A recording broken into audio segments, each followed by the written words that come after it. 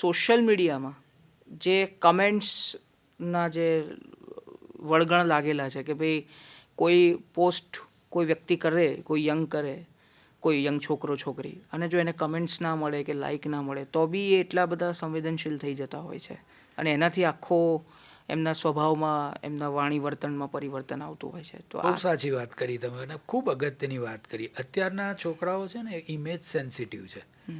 દરેક જણની સોશિયલ મીડિયાના કારણે એક તો શું છે કે દરેક જણનું પોતાનું સેલિબ્રિટી સ્ટેટસ થઈ ગયું છે.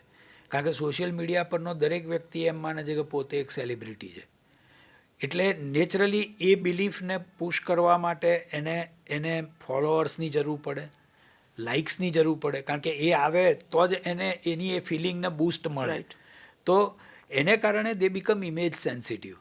એટલે એમની દરેક વસ્તુઓ ઉપર કોઈક ધારો કે નાનકડું કોમેન્ટ કરે કે નાનકડી નેગેટિવ કોમેન્ટ કરે તો નેચરલી એ લોકોને મોટા માનસિક પ્રશ્નો થઈ જતા હોય છે, એન્ઝાયટી એકદમ વધી જતી હોય છે, અથવા તો એમ કહેવાય કે જીવનની રૂટીનમાંથી રસ ઉડી જતો હોય છે અને ઘણા બધા પ્રશ્નો ઊભા થવા માંડે છે. બરાબર છે. એટલે એક પ્રકારનું જે રિજેક્શન આવે ને એ રિજેક્શન આ બાળકો અથવા યુવાનો સહન નથી કરી શકતા અને એના કારણે ઘણા બધા એમ કહેવાય કે ગુનાઓ પણ થાય છે અને ઘણી બધી પોતાના વ્યક્તિત્વ ઉપર પણ નેગેટિવ અસર